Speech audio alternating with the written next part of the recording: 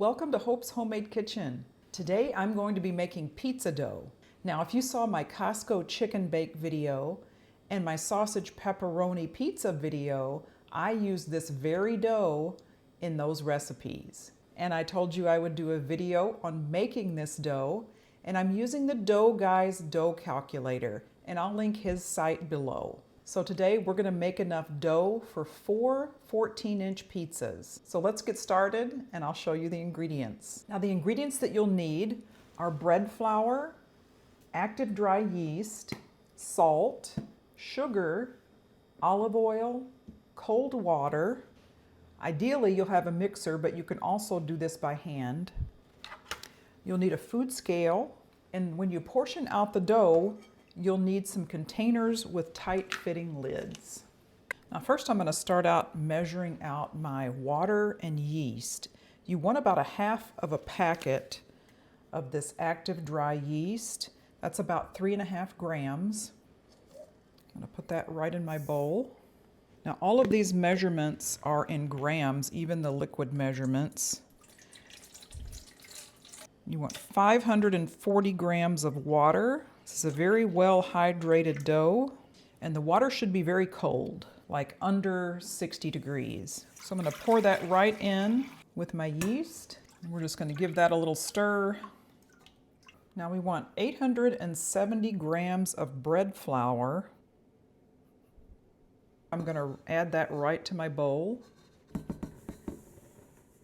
I want 29 grams of olive oil.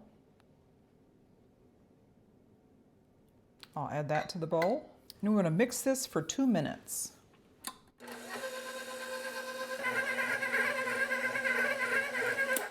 Okay, it's already looking like a really nice dough. Now I want 22 grams of salt. I'm going to add that right to the dough. And 17 grams of sugar.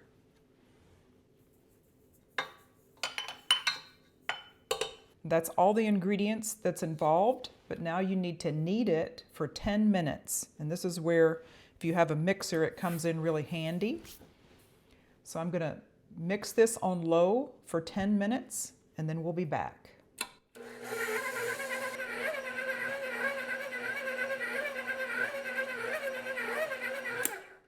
That was kneading for 10 minutes. Just a beautiful dough.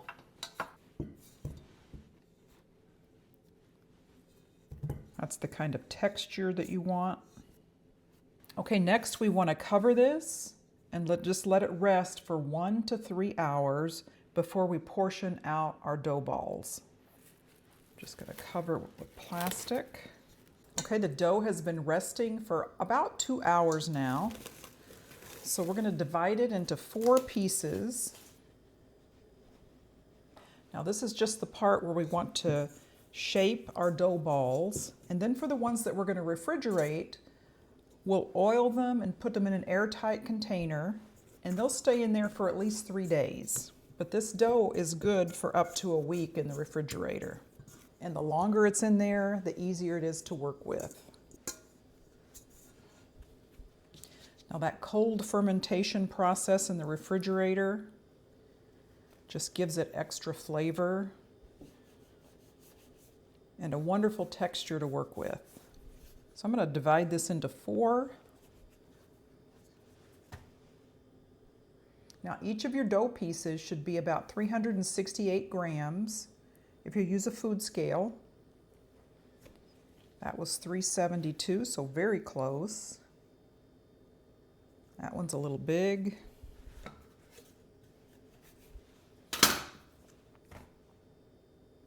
Close. 372, 352.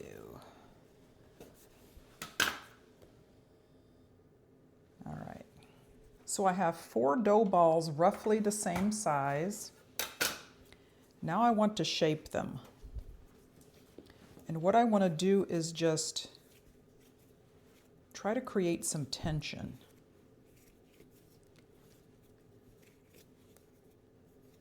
Just fold it under like that.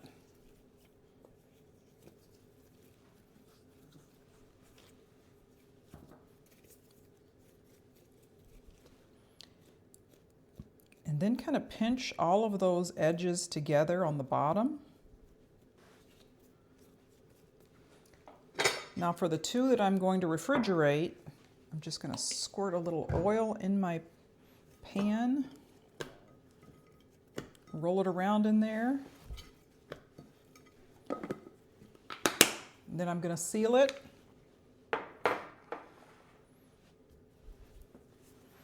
And I'll do the same for the others. So those two are for my refrigerator, and I'll just do the same for the ones that I'm going to put in the freezer. Now for the ones in the freezer, you'll still want to take them out of the freezer and put them in the refrigerator for a couple of days to start the fermentation process. Freezing it kind of pauses that fermentation. So I want to get some plastic wrap. And I'll put my seam side up. Just going to put a little bit of oil on it. A little bit of oil there. Just wrap it up.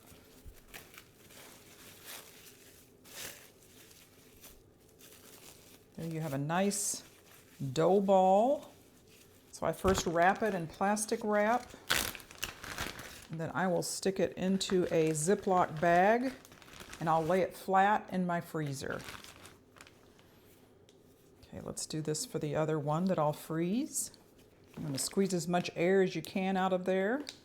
These are ready to go in the freezer now, and you can take them out a couple of days before you want to use them and put them in the refrigerator and let them start that fermentation process. So 2 to 3 days in the refrigerator, and then up to a week, and you're fine. All right, that's it. Simple as that. I'll link in this video some of the recipes where I use this dough, and stay tuned for one of my next recipes where I'll be making calzones from this very dough. Thank you so much for joining me today as we made homemade pizza dough. We'll see you next time.